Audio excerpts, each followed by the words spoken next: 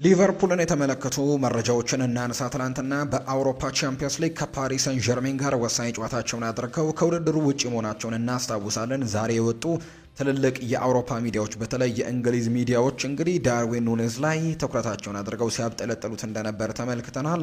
የፊት ገጾች በሙሉ በዳርዊን ኑኔዝ የተሞሉ እንደሆኑም ነው እየተመለከተን የምንገኘው። ከዚህ ጨዋታ ጋር አያይዞ የተለያዩ ሀሳቦች እየተነሱ ይገኛሉ። የኛ አስተሳሰባችን የተሻለ ቡድን መሆን ነው። በትናንትና ምሽቱ ጨዋታ ጠንካራ ስብዕናችንንና ባህሪያችንን አሳይተናቸዋል።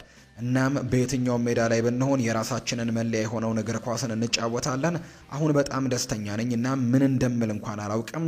በዚህ ኃይል ቡድንም እኮራለሁ ሲልም ነው ይህንን የተናገረው ሉዊስ ኤንሪኬ ነው የፓሪስ ሰን ዠርሜኑ አሰልጣኝ ሀሳቡን ሰጥቷል። ቨርጂል ቫን ዳይክ የሊቨርፑል ካፕቴን ሀሳቡን ሰጥቷል። ለፓሪስ ሰን ዠርሜን እንኳን ደስ አላችሁ ማለት እፈልጋለሁ።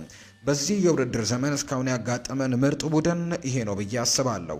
ለሉዊስ ኤንሪኬ ምስጋና ይግባውና በጣም ጥሩ የሆነ ቡድን ገንብቷል ሲልም የተናገረው ቨርጂል ቫን ዳይክ ይቀጥልና በማይታመን ሁኔታ ከባድና ከፍተኛ ጫና የበዛበት ጨዋታ ነበር። በአንፊልድ ታግዘን ጨዋታውን ማሸነፍ እንችል ነበር፣ ነገር ግን በሚያሳዝን ሁኔታ በመጨረሻም በፍጹም ቅጣት ምቶች ተሰናብተናል።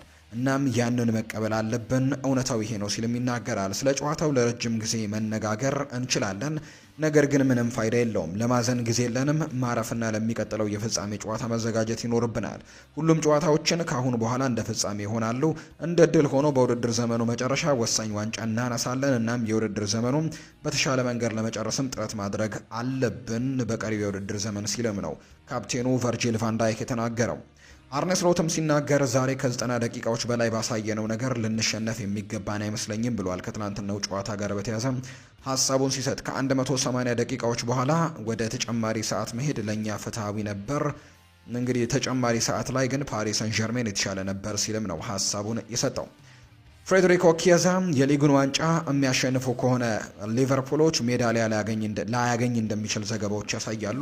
ጣሊያናዊው የሊቨርፑል ተጫዋች የሆነው ፍሬድሪኮ ኪየዛ አሁን ባለው ሁኔታ ሊቨርፑል ሊጉን ካሸነፈ የፕሪሚየር ሊጉን የአሸናፊነት ሜዳሊያ መቀበል እንደማይችል ነው የተገለጸው። የእንግሊዝ ፕሪሚየር ሊግ ዋንጫን አሸናፊነት ሜዳሊያን ለመቀበል አንድ ተጫዋች እንግዲህ በ5 ጨዋታዎች ላይ በቋሚነት ወይም ተቀይሮ ለመግባት መሳተፍ ይጠበቅበታል ይላል። ፍሬድሪኮ ኪየዛ ደግሞ እስካሁን በ3 የሊግ ጨዋታዎች ተሰልፎ የተጫወተ ሲሆን በጨዋታዎቹ 25 ደቂቃዎችን ብቻ ሜዳ ላይ አሳልፏል። ይህንንም ተከትሎ ፍሬድሪኮ ኪየዛ በቀጣይ 2 ጨዋታዎችን ካላደረገ የአሸናፊነት ሜዳሊያውን የማይበረከትለት ይሆናል። ባለፈው ዓመት ከዩቬንቱስ ሊቨርፑልን የተቀላቀለው የ27 ዓመቱ ፍሬድሪኮ ኪየዛ በአሰልጣኝ አርነ ስሎት በቂ የጨዋታ ጊዜን እያገኘ እንዳልሆነም የሚታወቅ